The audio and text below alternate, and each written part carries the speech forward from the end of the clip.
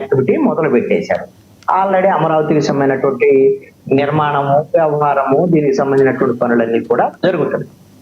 దీనికి సంబంధించి పార్లమెంట్ లో ఒక ఈ మన ఏదైతే 2014 నుంచి 2024 వరకు 10 ఏళ్ల పాటు హైదరాబాద్ రాజధానిగా ఉమ్మడి రాజధాని. మనకి ఉమ్మడి రాజధాని అయిపోయిన తర్వాత మన ఆంధ్రప్రదేశ్ రాజధానికి సంబంధించినటువంటి విషయంలో మన రాష్ట్ర విభజన చట్టాన్ని సవరణ చేసుకొని ఉమ్మడి రాజధాని పని అయిపోయింది, మేము అమరావతి అనేటువంటి ఒక రాజధానిని ఏర్పాటు చేసుకున్నాం, ఈ అమరావతి రాజధాని కొనసాగుతుంది అనేటువంటి విషయం మనం విభజన చట్టంలో సవరణ చేసి దాన్ని పేర్కొనాల్సి ఉంది. దీనికి పార్లమెంట్ కూడా ఆమోదం తెలియజేసి ఒక గజెట్ నోటిఫికేషన్ ఇవ్వాలి. ఈ పని అంతా, ఈ ప్రక్రియ అంతా కూడా ఢిల్లీలో ఆల్రెడీ లీగల్ కు సంబంధించినటువంటి కేంద్ర ప్రభుత్వ పరిధిలో ఉన్నటువంటి న్యాయశాఖ పరిశీలిస్తోంది.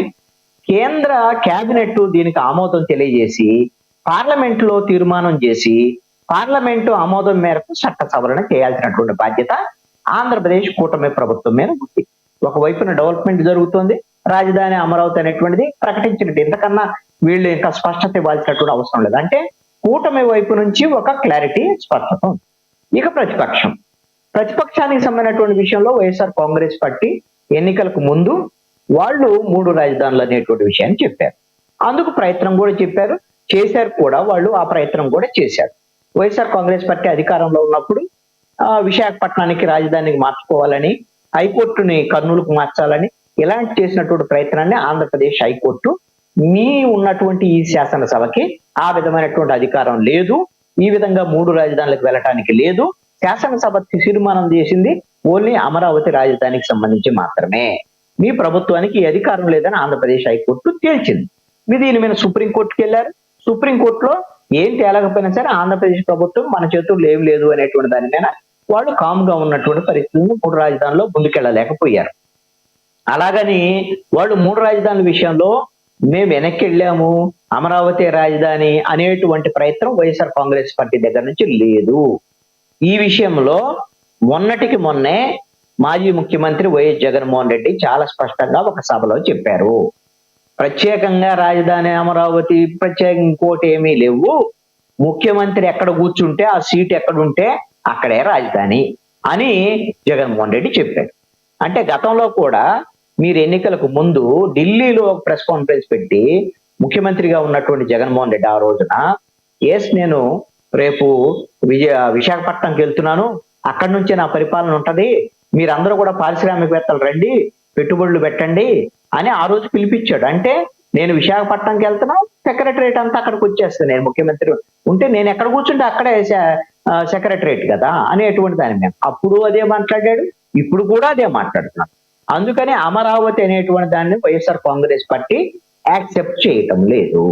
రేపు పొద్దున వాళ్ళు అధికారంలోకి వస్తే దీన్ని మార్చేస్తామనేటువంటి విధంగా వాళ్ళు మాట్లాడేటువంటి మాటలన్నీ కొనసాగిస్తున్నటువంటి పరిస్థితి ఉంది. దీంట్లో వాళ్ళు క్లారిటీగా ఉన్నారు, అంతే తప్ప వాళ్ళ దగ్గర క్లారిటీ లేదు అనేటువంటిది లేదు.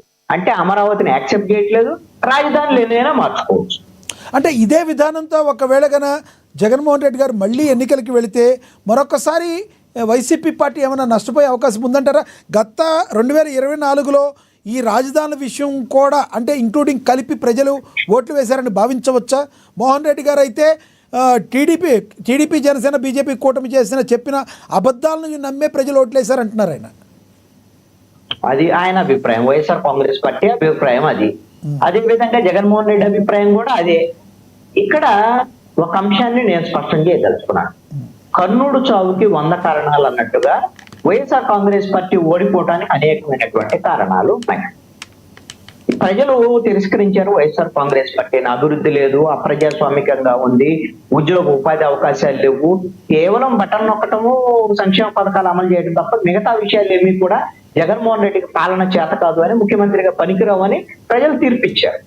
వీటితో పాటుగా 3 రాజధానులు అనటము, అమరావతి రాజధాని పడకన పడేయటము, 3 రాజధానుల విషయంలో ఒక్క ఇటుకరాయి కూడా పేర్చలేనటువంటి పరిస్థితి ఉండటం, ఇవన్నిటి విషయాల్లో వైఎస్ఆర్ కాంగ్రెస్ పార్టీని ప్రజలు తిరస్కరించడానికి అమరావతి కూడా ఒక కారణం, రాజధాని అంశం కూడా ఒక కారణం.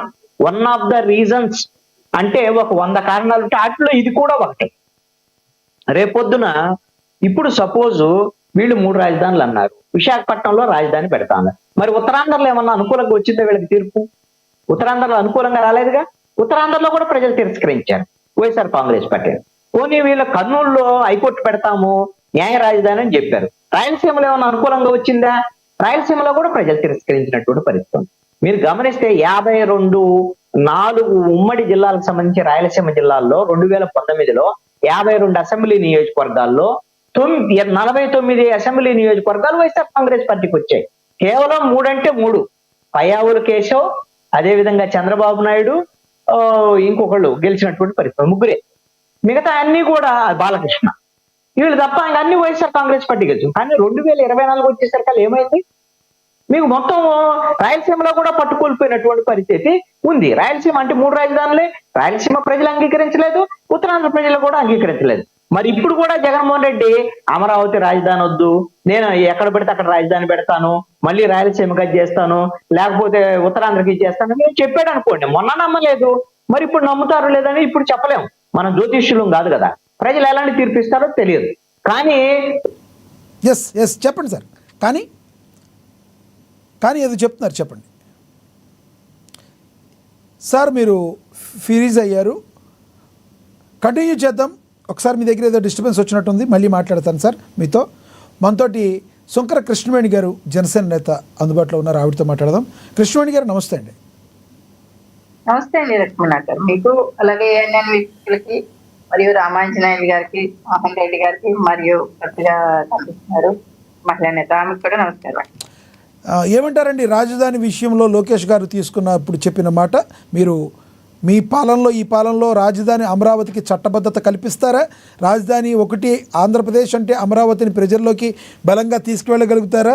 మరి జగన్మోహన్ రెడ్డి గారికి మరొకసారి అవకాశం ఇచ్చే అవకాశం ఉందంటారా? ఏమంటారు? లక్ష్మీనాథ్ గారు, ఆల్రెడీ ప్రజలకు ఒక క్లారిటీ ఉంది కాబట్టే 2024లో కూటమి పార్టీకి ఆల్రెడీ అవకాశం ఇచ్చారు, పట్టం కట్టారు. అంటే 5 ఏళ్లు రాజధాని లేకుండా రాష్ట్రం అతలాకుతలం అయిపోతున్నటువంటి పరిస్థితుల్లో ప్రజలు పడ్డటువంటి ఇక్కట్లు కావచ్చు, ప్రజలు ఎదుర్కొన్నటువంటి అవమానాలు పక్క రాష్ట్రాల నుంచి కావచ్చు, దేశవ్యాప్తంగా రాజధాని లేని రాష్ట్రంగా అని పేరు జగన్మోహన్ రెడ్డి గారు ఆ రోజు ఆంధ్రప్రదేశ్ కు తీసుకురావడం, 3 రాజధానులు అంటే 3 రాజధానులు సౌత్ ఆఫ్రికా లాంటి డెవలప్ లేనటువంటి రాష్ట్రంలోని అక్కడ 3 రాజధానులు ఉన్నాయని జగన్మోహన్ రెడ్డి గారు ఎగ్జాంపుల్ చెప్పడం. అంటే ఎప్పుడైనా సరే కానీ చెప్పినప్పుడు అభివృద్ధి చెందినటువంటి రాష్ట్రాలతోనో, అభివృద్ధిలో పోటీ పడుతున్నటువంటి నగరాలతోనో పోలిస్తే ప్రజలు హర్షిస్తారు. కానీ ఆ రోజు జగన్మోహన్ రెడ్డి గారు సౌత్ ఆఫ్రికా లాంటి కంట్రీలో 3 రాజధానులు ఉన్నాయని ఆ రోజు అసెంబ్లీ సాక్షిగా ప్రకటించడం, దాన్ని చూసుకొని అంటే మన రాష్ట్రంలో రాజధాని లేని రాష్ట్రంగా ఉందని ఆ రోజు సోషల్ మీడియాలో కావచ్చు, మన విద్యార్థులు ఎక్కడికి వెళ్ళినా సరే కానీ అవమానాలు పాలైనటువంటి పరిస్థితి. ఇవాళ ఏపీ